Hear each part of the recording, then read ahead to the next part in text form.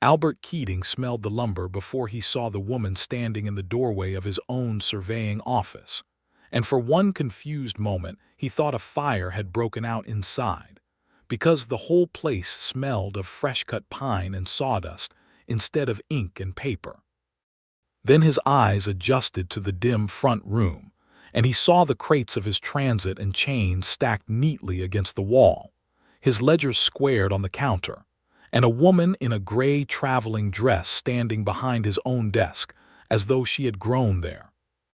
"You are standing in my office," Albert said, setting down his saddlebag slowly, the way a man sets down anything when he is not sure whether the ground beneath him is still solid. "I was standing in my office," the woman answered, not unkindly but without a flicker of retreat. "As of Tuesday last, the deed of trust on this building and everything inside it belongs to me, Catherine Ford. I bought the note from the Cedar Hollow Trust Company before the bank could call it, and sell your equipment at auction to the highest bidder, who I am reasonably certain would have been a man named Silas Pratt." Albert had ridden 4 days out of the high country, half his gear frozen with dried mud from a creek crossing gone wrong, and now he stood in the doorway of the only honest business he had built in 5 years and heard a stranger tell him she owned it. "You bought my note." "I did. Without asking me." "You were not here to ask," Catherine said. "You had been gone 3 weeks, Mr. Keating, and the bank had already posted the foreclosure notice on the courthouse door. I do not believe you would have made it back from wherever you were before the sheriff nailed a padlock to this door and sold your transit for scrap silver." He looked past her to the back room, where his surveying chain hung coiled on its peg exactly as he had left it, and something in his chest loosened even as his pride tightened. She had not simply seized the place. She had protected it. "And why," he said carefully, "would a rancher's widow care whether Silas Pratt owned a surveying office in Cedar Hollow?" Catherine came around the desk then, and in the lamplight he saw she was younger than her voice had suggested, not much past her 28th or 29th year, with sun-browned hands that did not match the fine cut of her dress, hands that had clearly held more hammers than teacups. "Because Silas Pratt and the Continental Southern Railway have filed a survey claiming their right-of-way runs directly through my late husband's homestead patent, through my best spring water, and straight across the grazing land that keeps my herd alive," she said. "And you, Mr. Keating, are the only licensed surveyor within 80 miles who has not already taken the railroad's money." The heat of the July afternoon pressed through the open door behind him, thick and dry, carrying dust from the street where the boardwalks had gone gray and cracked from 3 weeks without rain. Albert set his jaw. "So you bankrupted me to hire me." "I saved you from bankruptcy," Catherine corrected, "so that I might hire you. There is a difference, though I understand you may not feel it today." He almost laughed, despite himself, despite the exhaustion in his bones and the particular indignity of finding his own office occupied by a woman with a lien and a plan. There was something in the steadiness of her that reminded him, uncomfortably, of the men he had once ridden with who never raised their voice before they drew a gun, because they had already decided the outcome before the other man knew there was a fight. "I'll want the papers," he said. "The deed, the note, all of it." "You'll have them," Catherine said, and reached into a leather satchel on the desk, producing a folded document with the county recorder's stamp still fresh and dark. "And when the case against the railroad is settled, the deed reverts to you in full, free and clear, with the note marked paid. I have no interest in owning a surveyor's office, Mr. Keating. I have an interest in not losing my husband's ranch to a railroad that has already decided the law does not apply to it." He read the paper twice, though he understood it the first time. It was, infuriatingly, exactly as she said, legal, clean, better terms than the bank had ever offered him. "You could have simply asked me to take the case," he said. "I tried," Catherine said, and for the first time something flickered behind her composure, something like old frustration. "I sent a letter to this office 3 weeks ago. You were gone. The bank would not wait for you to return because I believe now that someone told them not to wait. So I did what I know how to do, which is build something solid enough that the wind cannot simply blow it over while everyone argues about who owns the lumber. Outside, a wagon rattled past loaded with barrels of water hauled up from the river, because 2 of the town wells had already gone to mud that summer, and even Cedar Hollow's church bell seemed to ring thinner in the dry air. Albert looked at the woman standing amid his own crates, unshaken, and felt the peculiar sensation of respect arriving before trust, the way lightning sometimes arrives before the thunder that explains it. "All right, Mrs. Ford," he said finally. "Tell me about your husband's boundary lines." Catherine exhaled, and only then did he see how much she had been holding herself together, how much this single conversation had cost her. "Daniel filed the original patent in 1868, she said, moving to unroll a survey map across the desk, her fingers smoothing the curling edges with the same care she might use on a fine plank of walnut. "Government Surveyor named the monuments along Cedar Creek clear as anything, a stone cairn at the north corner, a blazed cottonwood at the south. I have walked that boundary every summer since Daniel died, Mr. Keating. I know where every rock and every tree stands. 2 months ago, the railroad filed a resurvey claiming a clerical error moved our north line a full half-mile south, straight through the spring that waters my herd, and straight through the grade they intend for their spur line into the Silver King mine." "A half-mile is not a clerical error," Albert said, leaning over the map despite himself, old instincts sharpening under the dust of the road. "A half-mile is a decision." "That is precisely what I intend to prove," Catherine said, "and precisely why I need a man who can read a chain and a transit better than any surveyor Silas Pratt can put in a witness chair." He studied her a long moment, the sun-worn hands, the steadiness in her voice even as it trembled at its edges with something that might have been grief for a husband 2 years gone, might have been fear for a ranch she could not run alone forever. He thought of the last name he had buried in Kansas 5 years before, the man named Wade Coulter who had once believed the law would protect an honest surveyor, and how wrong that man had been.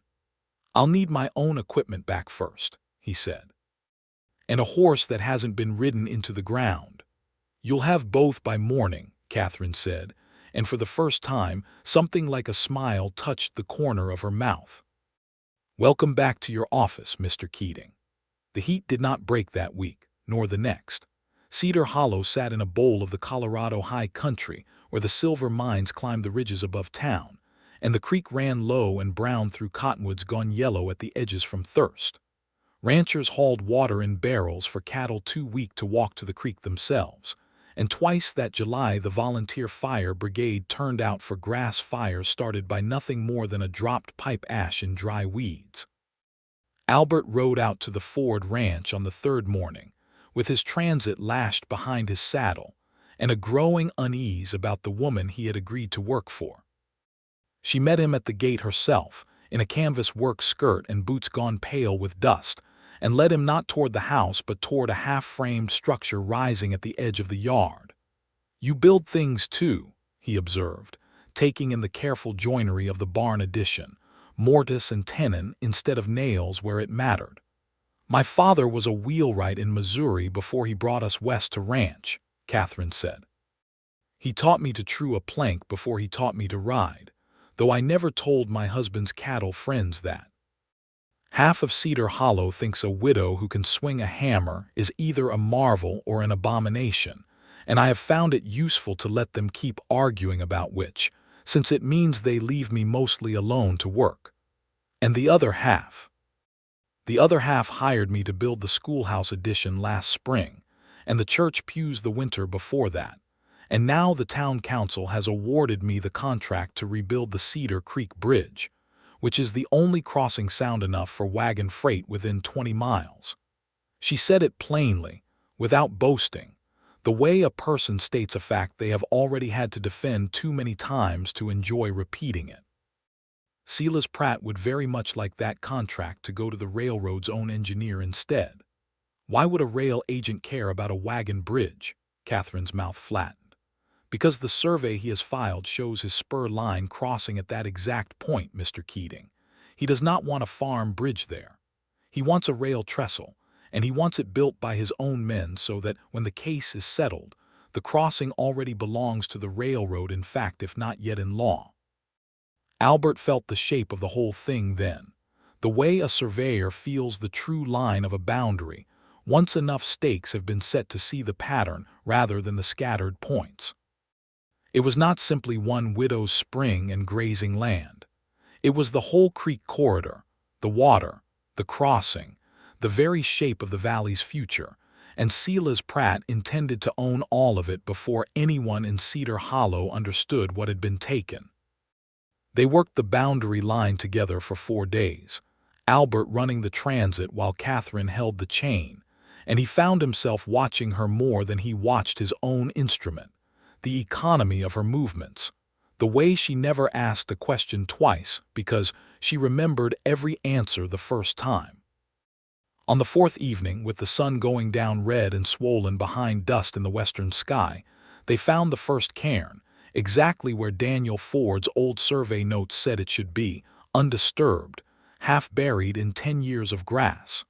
There, Catherine breathed, kneeling beside the stones as though greeting an old friend. There is my north corner, Mr. Keating, just as my husband walked it the year before he died. Half a mile north of where the railroad's filing puts it, Albert said, checking his figures twice before he trusted them enough to say them aloud. Mrs. Ford, either the government surveyor who set this monument in 1868 made an error no competent chainman could make, or somebody has gone to considerable trouble to move a line on paper that never moved an inch on the ground. Catherine looked up at him, dust on her cheek, triumph and fury both bright in her eyes. Then let us go prove which. It was 2 nights later that the fire came. Albert had taken to sleeping in the loft above the surveying office rather than the small room he rented above the mercantile, telling himself it was to safeguard the equipment Catherine had returned to him, though he knew well enough it was because the office no longer felt entirely like his alone, not since she had stood behind that desk, and some part of him wanted to be near whatever she had touched. He woke to the smell of smoke and the sound of a horse screaming. He was down the ladder and into the street before he had fully understood what he saw. Flames licking up the side of the lumber shed behind Catherine's carpentry yard 2 streets over. Sparks already jumping toward the stacked bridge timbers she had spent a month seasoning for the Cedar Creek crossing. Figures on horseback wheeled away from the yard even as the fire bell began its frantic clang, and Albert caught one glimpse of a rider's face by firelight, a stranger's face, hard and unbothered, before the man spurred off into the dark. Catherine. He did not realize until later that he had used her given name for the first time, that it had come out of him without thought, the way a man calls for something he cannot afford to lose. She was already there, in a nightgown with a shawl thrown over it, hauling a bucket from the trough with a strength that should have belonged to a bigger person, and Albert fell in beside her without a word, passing buckets down a line that formed almost by instinct as half the town spilled into the street in night clothes. They fought the fire for the better part of an hour, and when it finally guttered into smoking ruin, only the lumber shed itself was lost. The seasoned bridge timbers stacked 30 feet away had scorched but held. They meant to burn the timbers, Catherine said afterward, sitting on an overturned crate with soot streaked across her face, her hands shaking now that there was nothing left to do with them. The shed was nothing. $200 of tools I can replace. The timbers would have cost me the whole bridge contract in half a season. You're certain it was an accident, Albert said, though he already knew the answer, had already seen the rider's face and known it for a face that belonged to no honest business in Cedar Hollow. I am certain, Catherine said, because Silas Pratt came to my carpentry shop yesterday afternoon and told me very politely that a woman in my position ought to consider selling her bridge contract to a man better suited to see it through a difficult summer. She looked up at him, and in the dying firelight he saw not fear but a cold, banked anger that reminded him powerfully of the moment he had first walked into his own office and found her standing in it. I told him I intended to see it through myself. Albert reached out, before he had decided to, and took one of her trembling hands in both of his, steadying it the way he might steady a chain against the wind. "Then we will see it through together," he said, "and God help the man who tries to burn it down twice." She did not pull her hand away. The sheriff, a broad, unhurried man named Tom Bragg, who had worn the badge in Cedar Hollow for a decade and disliked being told his town had grown too fast for him to manage, took Albert's description of the rider without much hope of an arrest. "Could be any of a dozen men Pratt's brought in on the railroad's payroll this summer," he admitted, chewing his mustache. "Hard men, most of them, come up from the rail camps down in the Arkansas Valley. I'll ask around, but I won't lie to you, Keating. I've got 2 constables in a town the size of a county fair, and Pratt's got money enough to make most folks forget what they saw." It was Catherine who pressed the matter further, riding to the county seat herself 3 days later to file a formal complaint before a circuit judge who happened to be passing through on his regular rounds. A spare, sharp-eyed man named Judge Ambrose Teal, who had no particular loyalty to either rancher or railroad, and more importantly, no debts to Silas Pratt's bank friends. Albert brought his surveyed figures, his notes on the undisturbed 1868 cairn, and the sworn word of an elderly homesteader named Ezra Coates who had lived along Cedar Creek since before the war, and remembered exactly where the original monument stood, because he had helped set 2 of them himself as a young man hired by the government crew.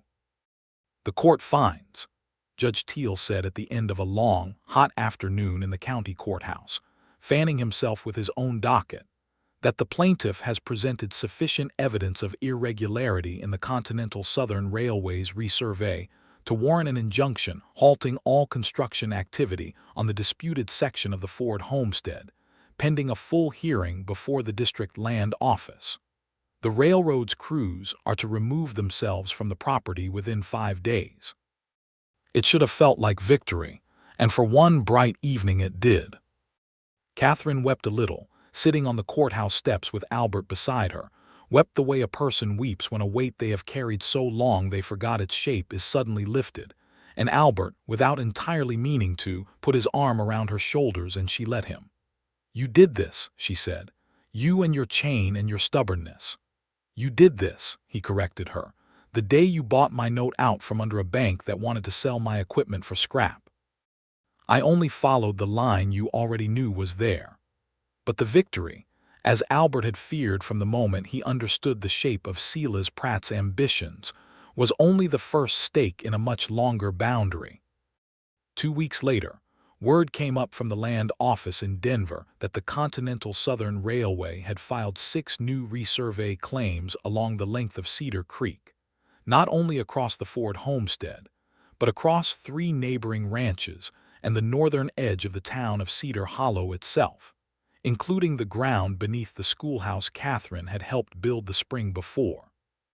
The railroad's engineers, it seemed, had decided the whole valley bottom would be more efficiently owned by the Continental Southern than by the families who had settled it a decade earlier, and Silas Pratt, when confronted by an outraged delegation of ranchers at a town meeting held in the sweltering heat of the Odd Fellows Hall, did not even trouble himself to deny it.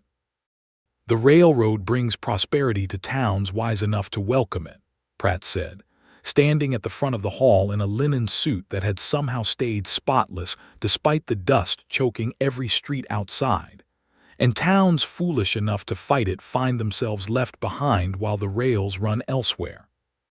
I would encourage every man and woman in this room to consider which future they prefer." "That is not a choice," Catherine said, standing without waiting to be recognized, "when the future you offer requires stealing land that already belongs to people who worked and bled for it. My husband is in the ground on that homestead, Mr. Pratt. I do not intend to let you build a rail bed over his grave to save your investors a mile of grading." The hall erupted, some in support of Catherine, a few voices calling that the railroad spur would bring jobs and freight rates worth more than grazing land, and Sheriff Bragg had to stand and call for order twice before the meeting settled enough for Pratt to finish, unbothered, with a small smile that told Albert the man had never expected to win the room, only to sow enough doubt to slow them down. It was that same week, in the breathless heat of late July with the wells gone lower still, and even the cottonwoods along the creek showing pale, curled leaves, that Judge Renwick, the resident county judge who would preside over the final land office hearing, quietly postponed the proceedings twice, citing docket congestion, though Albert had learned enough by then to recognize the particular shape of a delay bought and paid for. "He's on Pratt's payroll," Albert told Catherine one evening on the porch of the ranch house, where she had taken to inviting him to supper more often than either of them acknowledged was becoming a habit rather than a business necessity. "I don't have proof yet, but I've seen enough corrupt land agents to know the smell of a judge who's been paid to be slow rather than paid to be wrong outright. It's a subtler bribe, harder to prove." "Then we find the proof," Catherine said, "the same way we found the cairn, one stake at a time." He looked at her across the porch, the lantern light warm on her face, strands of dark hair loosed from her braid by the day's work, and felt something in his chest that he had not let himself feel in 5 years, not since the night in Kansas when everything he had built under his own name had burned to ash and left him a stranger to himself. "Catherine," he said, and it was the first time he had used her given name to her face rather than in the panic of a fire, "there is something you should know about me before this goes any further, something Silas Pratt may already suspect, and I would rather you hear it from me than from a wanted poster." She set down her cup of well water, gone lukewarm in the heat, and studied him with the same steady patience she had used on the deed of trust the day they met. "Tell me," she said. He told her all of it, sitting on the porch while the crickets took up their evening chorus, and the last light went the color of a bruise over the western ridge. He told her about Kansas in the spring of 1874, about working as a chainman for a government survey contractor named Horace Deal, who had discovered, faster than the men who hired him expected, that Deal was quietly falsifying section lines to steal homestead claims for a railroad syndicate before the settlers who held them even knew their patents had been altered on paper.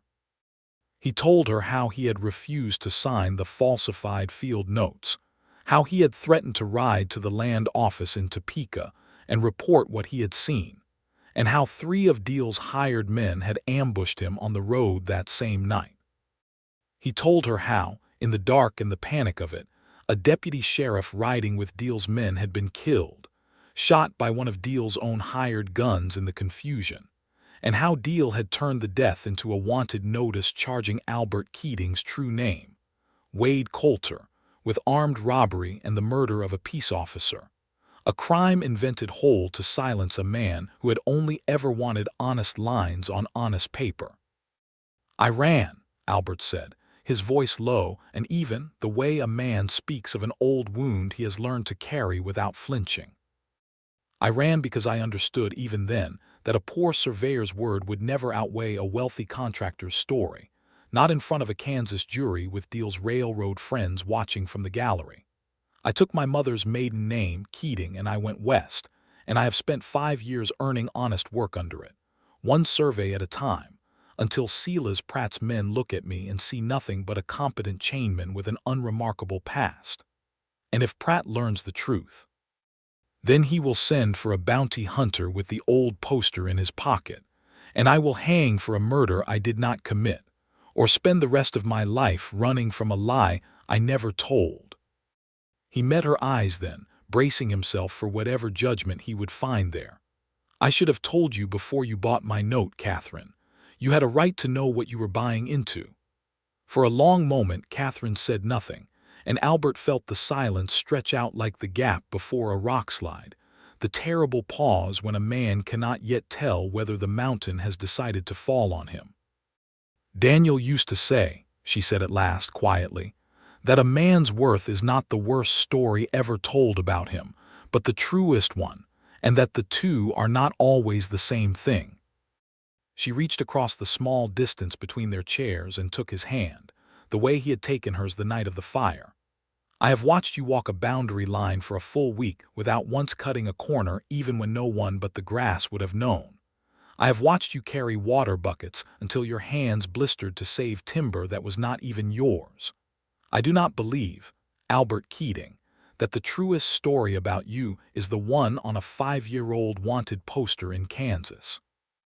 He had not known, until that moment, how much he had needed someone to say those words aloud, and something in his chest that had been clenched tight since the night deal's men rode him down finally, slowly, began to loosen. "Thank you," he said, and it came out rougher than he intended. "Do not thank me yet," Catherine said, though her eyes were bright with something warmer than her words. "We still have a railroad to defeat, and now I suspect we have a bounty hunter to outrun as well." She was, as it happened, entirely correct on both counts, though the bounty hunter arrived faster than either of them expected, and the railroad's next move came from a direction neither had thought to guard. The stampede began, of all things, at the northern fence line of the Ford Ranch, on a Sunday afternoon so hot that even the flies had gone sluggish. When someone cut 3 sections of wire along the boundary Albert had so carefully resurveyed and drove Catherine's remaining herd, some 80 head of stock already weakened by the drought, straight toward the half-dry creek bed at a dead run. Albert, riding fence with one of Catherine's hired men, a young cowhand named Jed Ellison, heard the thunder of hooves before he saw the dust cloud rising against the white sky. "Get the gate at the low crossing open," Albert shouted to Jed, already turning his horse into the path of the herd, understanding in an instant that 80 head of panicked cattle driven onto a crumbling creek bank in a summer of drought could break legs, break necks, break a season's worth of survival for a woman who had already lost too much. He rode hard along the flank of the herd, turning them by inches, his horse lathered white within minutes, while Jed fought to swing the low gate wide so the cattle would run onto open range rather than pile against the bank. It was Catherine, arriving at a gallop with her skirts hiked and tied above her boots, rifle across her saddle, who spotted the second rider hanging back at the tree line, watching the chaos he had caused with cold satisfaction, and put a shot over his head close enough to send him scrambling for the ridge before anyone could get near enough to see his face clearly. "Pratt's men," she said afterward, breathing hard, watching the herd finally settle into a nervous, milling knot on the flat ground beyond the creek. "They know we're close to proving Renwick's delay is bought. They're trying to bleed me dry before the hearing, one disaster at a time, so I have nothing left to fight with when the case finally comes." "They didn't count on you having a surveyor who can also read a stampede," Albert said, and she laughed, surprised out of her exhaustion, a real laugh that cracked something open between them wider than it had been before. They lost 4 head that day, and Jed Ellison came away with a badly bruised shoulder from being thrown against the gatepost, but the herd survived, and that evening, exhausted and filthy and strangely lighter for having faced the danger together and come through it, Albert found himself standing very close to Catherine at the corral fence, close enough to see the fine dust caught in her lashes. Close enough that when she looked up at him, there was no good reason left not to close the last small distance between them. He kissed her first, gently, giving her every chance to step back, and she did not step back. She stepped closer instead, one hand curling into the front of his shirt, and the kiss deepened into something neither of them had words ready for.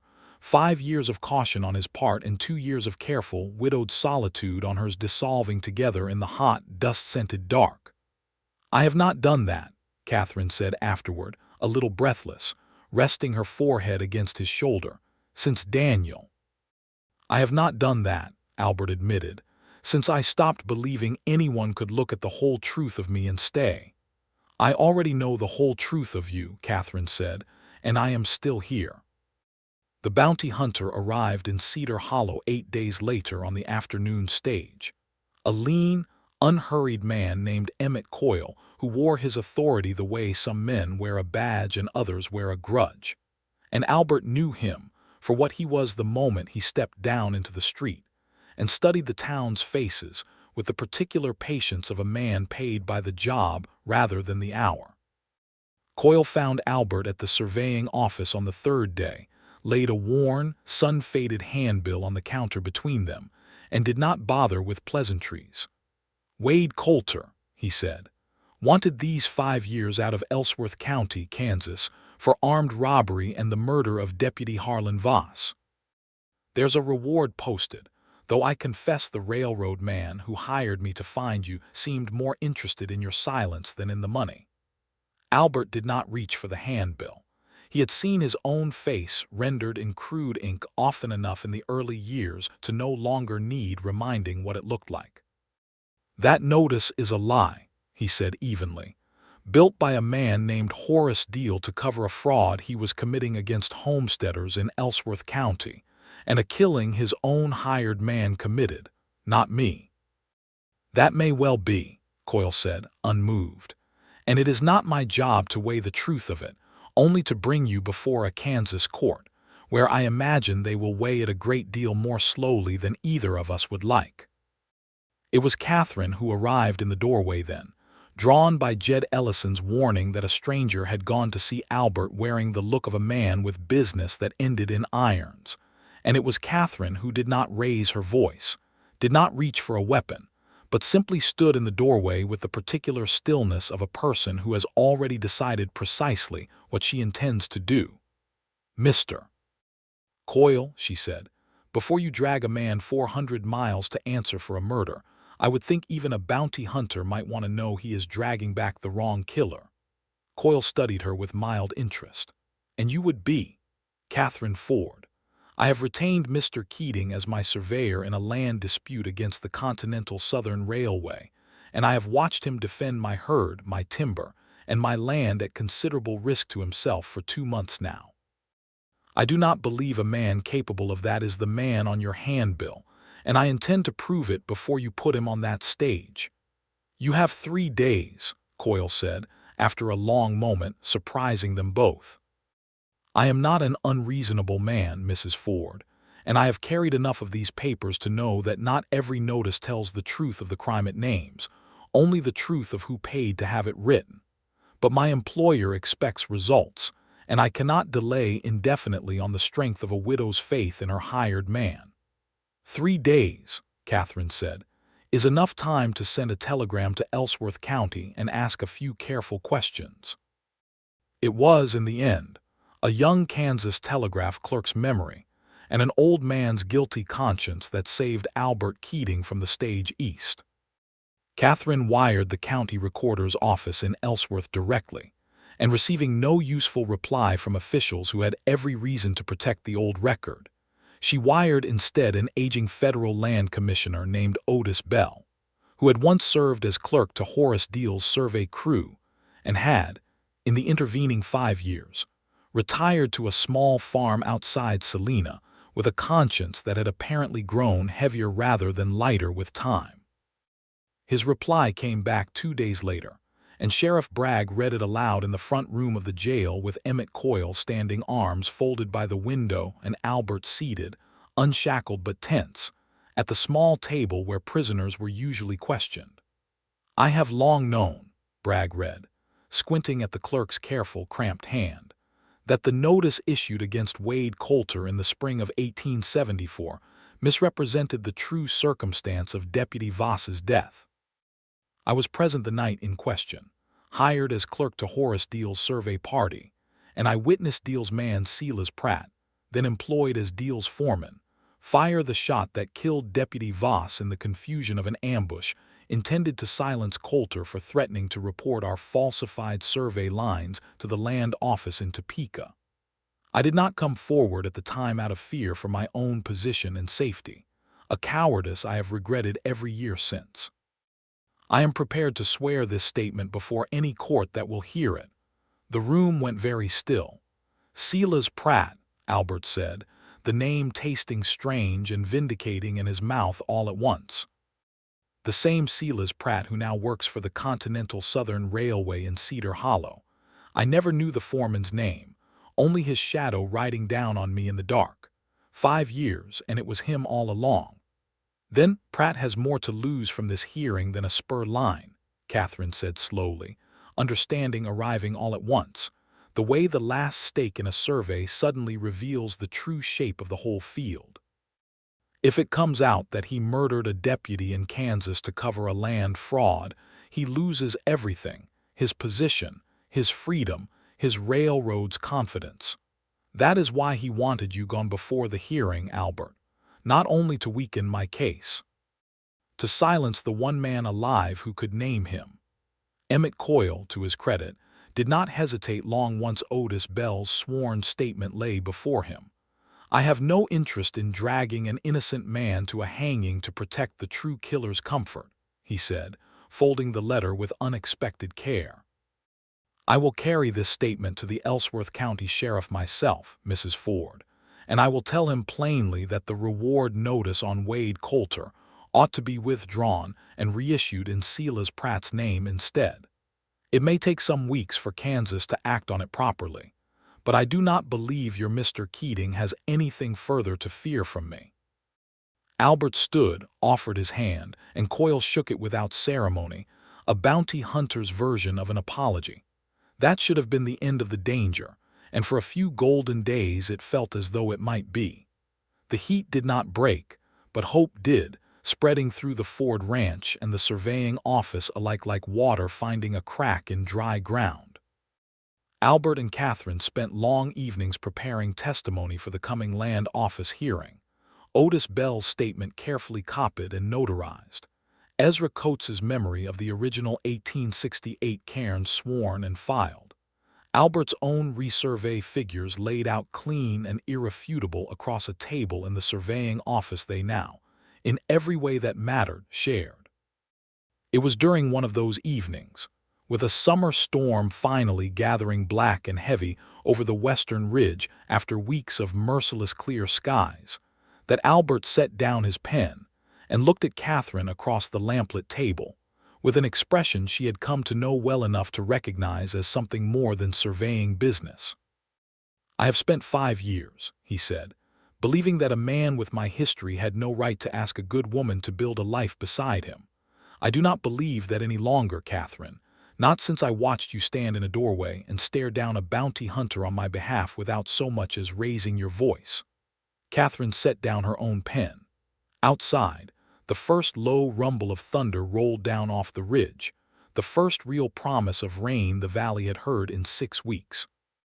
I did not stand in that doorway for a business partner, she said quietly.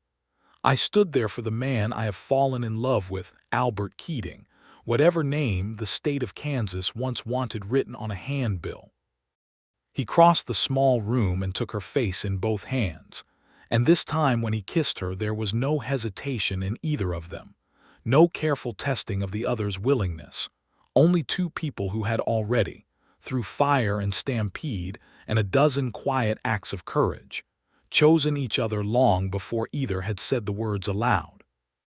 The lamp burned low, the thunder rolled closer, and for a little while the railroad and the wanted poster and the whole hard summer receded to nothing beside the warmth of his hands and the softness of her answering him without reservation, her fingers finding the buttons of his collar, his mouth finding the curve of her throat, both of them laughing softly between kisses at how long they had let caution stand where certainty had clearly already taken root.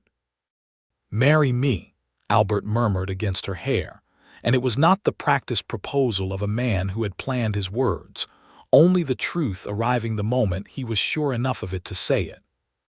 "Ask me again," Catherine said, drawing back just far enough to look at him properly, her eyes bright with something between laughter and tears. "When the storm outside has stopped threatening to take my bridge with it, so I know you are not simply caught up in thunder and nerves." She was, as always, entirely practical and entirely correct to be, because the storm that broke over Cedar Hollow that night was not the gentle mercy the valley had been praying for through 6 weeks of drought.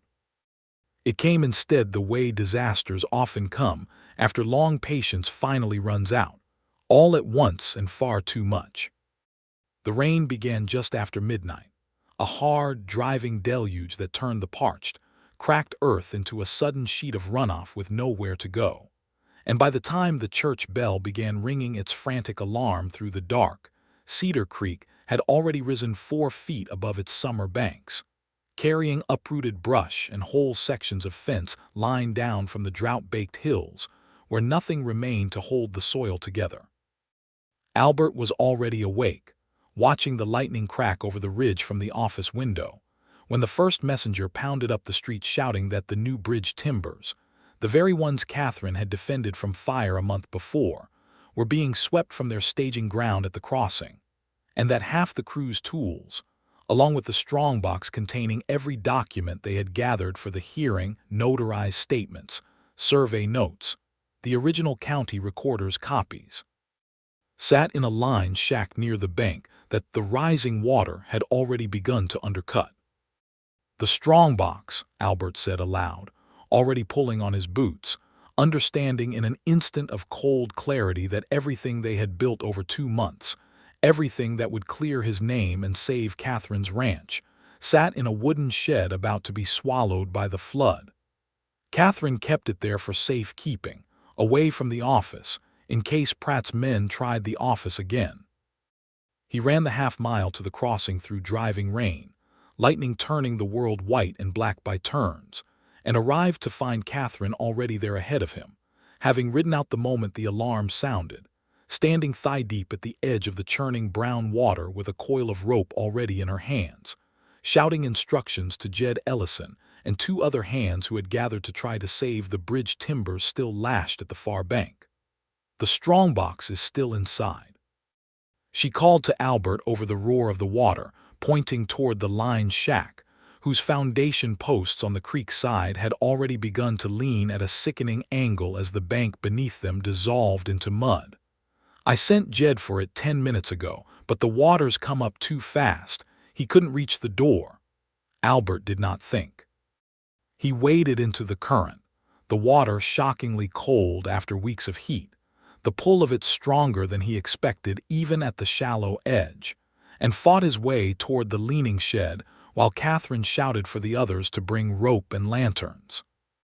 He reached the door, wrenched it open against the pressure of water already pooling inside, and found the strongbox exactly where they had left it, heavy and half floating in 6 inches of muddy water on the shed floor.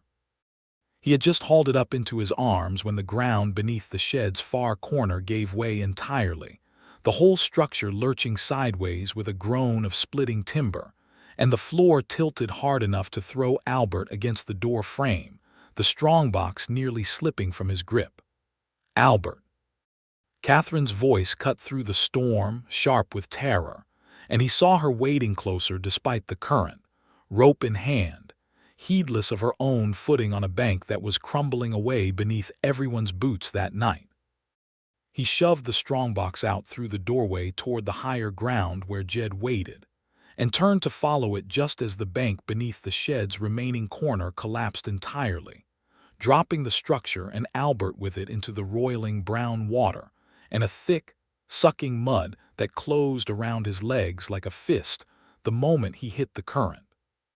The cold hit him first, then the realization, sharp and terrible, that the mud at the bottom of the crumbling bank had him by both boots, that the current wanted to roll him under the tangle of collapsed timber even as the mud refused to let his legs go, that he was caught between 2 forces each strong enough to drown a man alone, and that he had perhaps 30 seconds to solve a problem before his body made the decision for him. "Albert, do not fight the mud. Let your body go loose against it. I am coming." Catherine's voice, close now, impossibly close given the current, and he forced himself to obey her, to stop the instinctive thrashing that was only sinking him deeper, and went as still as a man could go while being dragged sideways by 6 feet of floodwater. He saw her then, working with a speed and precision that even in his half-drowned panic he recognized as pure carpenter's instinct, hauling one of the fallen bridge timbers crossways against 2 standing cottonwood trunks at the edge of the bank, lashing it fast with the same rope she had brought down from the corral, rigging in seconds what would have taken another person minutes to even conceive, a crude but solid anchor point braced against the flood. "Catch this." She flung a second rope, weighted at the end with a wrench from her own tool bag, and it struck the water 2 feet from his outstretched hand. He lunged, mud tearing at his boots, and caught it on the second try, wrapping it twice around his forearm the way a man wraps a rope he does not intend to lose. "Pull him toward the timber, not straight to the bank. The current will roll him under if you pull straight." She shouted to Jed and the others, and Albert felt the rope go taut, felt himself dragged not toward the crumbling bank, but at an angle across the current toward the braced timber, exactly as Catherine had calculated, using the flood's own force against itself, the way she might use the grain of a stubborn plank against the blade rather than fighting it head-on. It took 4 long, brutal minutes, minutes in which Albert's lungs burned and the mud released one boot only to nearly claim the other, minutes in which he heard Catherine's voice never once break with panic even as she waded closer than was safe to guide the rope by hand, before he finally caught the braced timber and hauled himself, coughing and shaking, up out of the reach of the current onto solid, storm-soaked ground. Catherine reached him a heartbeat later, dropping to her knees in the mud beside him, hands running over his shoulders and face as though she could not quite believe he was solid and breathing and there. "You crumbling, reckless, wonderful fool," she said, half laughing, half sobbing, rain streaming down both their faces indistinguishable from tears. "You went into a collapsing riverbank for a strongbox." "I went into a collapsing riverbank," Albert managed, still coughing water, "for our future Catherine. That box holds everything that clears my name and saves your ranch. I was not about to let a flood decide our case for us." "Next time," she said, pressing her forehead hard against his, both of them soaked and shaking and entirely, gloriously alive, "you will let me build the rope rig before you decide to be a hero." "Agreed," Albert said, "provided you promise not to wade waist-deep into a flood again either." "I promise no such thing," Catherine said, and kissed him there in the mud and the rain, with Jed Ellison and the others whooping and hollering their relief a short distance away, and the strongbox, muddy but intact, sitting safe on the high ground a few feet off, holding within it the whole future of both their names. By morning the storm had blown itself out entirely, leaving Cedar Hollow washed clean and strange under a sky scrubbed a deep, rain-bright blue, the first truly cool morning the valley had seen in 2 months. The creek still ran high and brown, but it ran, filling the wells that had gone dry, softening the cracked earth, and the whole town seemed to breathe out at once after weeks of holding its breath against the heat. The strongbox's contents had survived, water-stained but legible, Otis Bell's sworn statement still readable, the notarized copies of the original 1868 survey still intact enough to satisfy any land office clerk. And it was with those papers, along with Ezra Coates's testimony and Albert's own meticulous resurvey, that Catherine and Albert rode into the county seat 5 days later for the long-delayed hearing before Judge Renwick. Whatever bargain Silas Pratt had struck with Renwick, it did not survive contact with the truth. Emmett Coyle himself appeared as a witness, having ridden back from Kansas with the Ellsworth County Sheriff's own written acknowledgement that the wanted notice against Wade Coulter had been formally withdrawn, pending further investigation of Silas Pratt's conduct in the death of Deputy Harlan Voss 5 years before. Otis Bell's statement, read aloud in the crowded little courtroom, drew gasps from a gallery that had gathered expecting a dry land dispute, and found instead a story of fraud, murder, and cowardice 5 years buried. Pratt, seated at the railroad's table in his spotless linen suit, went the color of old ash as the statement was read, and by the time Judge Renwick, sweating now for reasons that had nothing to do with the summer heat, called a recess to consider his ruling, it was clear to everyone in the room which way the wind and the law had finally turned. "The court finds," Renwick said an hour later, his voice notably thinner than it had been at the start of the proceedings, That the Continental Southern Railway's resurvey of the Ford homestead and adjoining properties along Cedar Creek was conducted fraudulently, in willful disregard of the original 1868 government survey, and orders the railroad's filing vacated in full. Furthermore, given the serious allegations raised regarding the conduct of the railroad's agent, Silas Pratt, this court refers the matter to the territorial marshal for further investigation and recommends that any future right-of-way negotiations in this county be conducted only with the full and willing consent of the landholders concerned. Sheriff Bragg, who had been waiting by the courthouse door with 2 deputies for exactly this outcome, took Silas Pratt into custody before the man had even finished gathering his papers, and the murmur that ran through the gallery was not one of surprise so much as long-delayed relief. Catherine gripped Albert's hand so hard beneath the table that he felt the tremor in it, and when he looked at her, she was not crying, only smiling, a fierce, exhausted, victorious smile that he understood, after 2 months, better than he had ever understood anything in his life. "It is not fully closed," she said quietly, as the courtroom emptied around them. "There is still the matter of the town's fence disputes and the formal deed corrections, and I imagine Judge Teal will want a final written order for the county recorder before this is truly finished." "No," Albert agreed, "it is not fully closed." "Which is precisely why," Catherine said, turning to face him fully in the emptying courtroom, sunlight falling warm and clean through the tall windows for the first time in what felt like a season. "I see no reason to wait for the last paper to be filed before I marry you, Albert Keating, since you asked me during a thunderstorm and I told you to ask again once the danger had passed. The danger has passed. Ask me again." He laughed, startled and delighted, right there in the half-empty courtroom with the county clerk still gathering papers a few feet away and pretending very hard not to listen. "Catherine Ford," he said, taking both her hands in his, "will you marry me?" "Yes," she said, "though I would ask that we hold the wedding before the final written order comes down from the land office, so that when the case does close at last, it closes on a married woman rather than a widow still waiting to see whether the world will let her keep what is hers." "Done," Albert said, and kissed her again, right there in the courtroom, to the county clerk's evident and undisguised delight.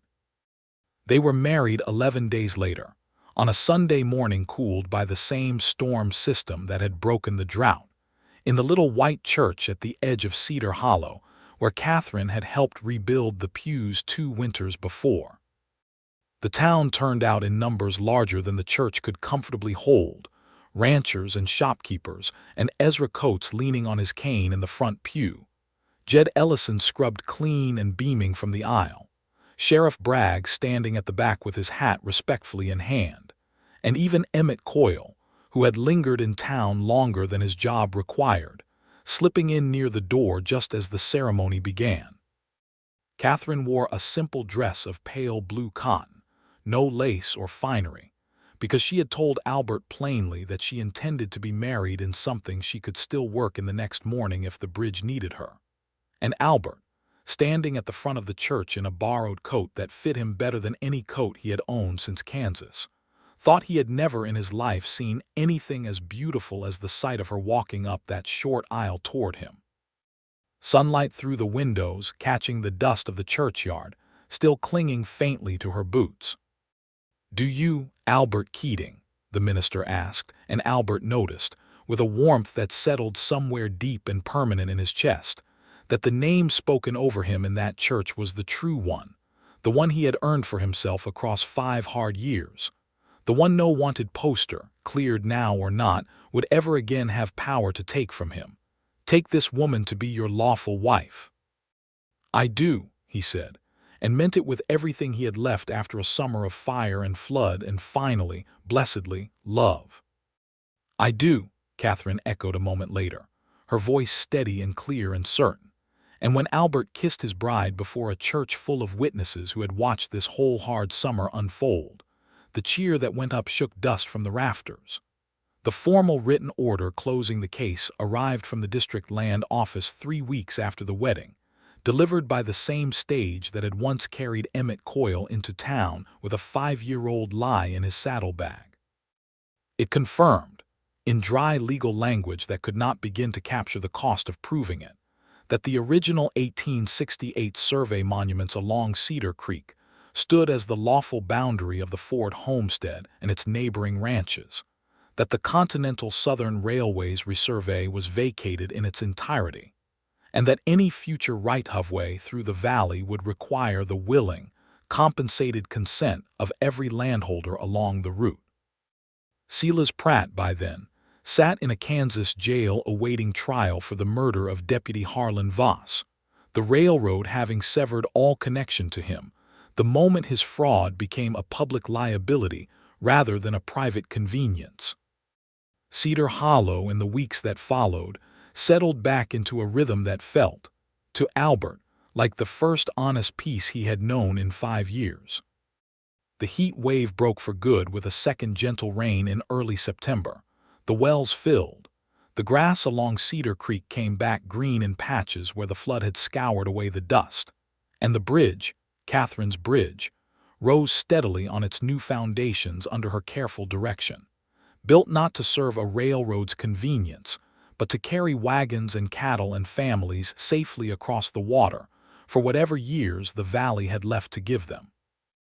On the morning of its dedication, a bright, cool Saturday in late September with the aspens on the ridge above town already turning gold, half of Cedar Hollow gathered at the crossing to watch Catherine, standing on the new planked deck in her work boots with her husband beside her, cut the ribbon strung between the 2 railings her own hands had shaped.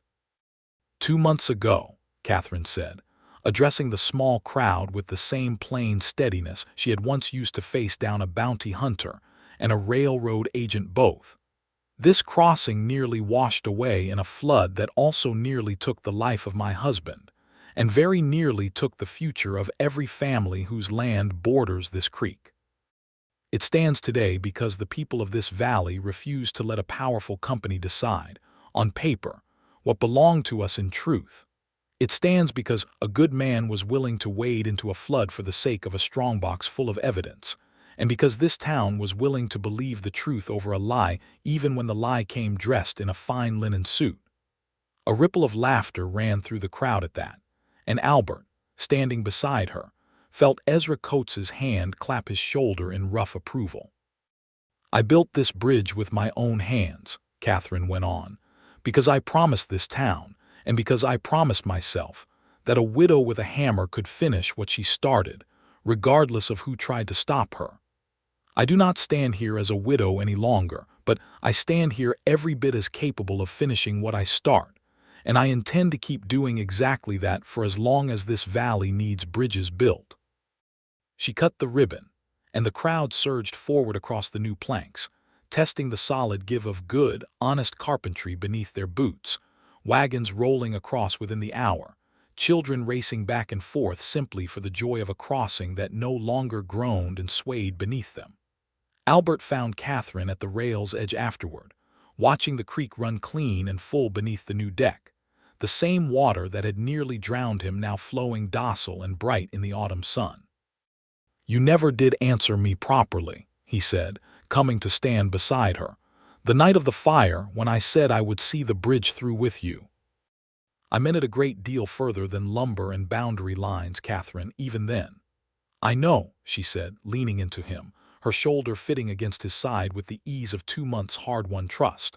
"I think I knew it the day you walked into your own office and did not simply throw me out for taking it. Most men would have. You asked instead why a rancher's widow would care about a railroad survey, and you meant to hear the answer." "I am glad I asked," Albert said. "So am I," Catherine said, "though I still intend to remind you, every year on this bridge's anniversary, that you very nearly got yourself drowned proving a point you did not need to prove." "I will remind you in turn," Albert said, "that you very nearly got yourself swept away rigging a rope rescue no sane person would have attempted alone in a flood at midnight." "Then we are well matched," Catherine said, laughing, tipping her face up to his, two reckless, stubborn people who found in each other, the one person steady enough to keep pulling the rope even when the current runs hardest. He kissed her there on the new bridge, in the clean autumn light with the whole town crossing back and forth around them. The case closed, the name cleared, the boundary lines settled at last exactly where the truth had always said they should be. Below them, Cedar Creek ran on toward the valley beyond, carrying away the last dust of a hard summer, and Albert Keating, surveyor, husband, a man who had finally stopped running the day a rancher's widow refused to let him fall, could not remember ever having stood on ground that felt more solidly, permanently his own.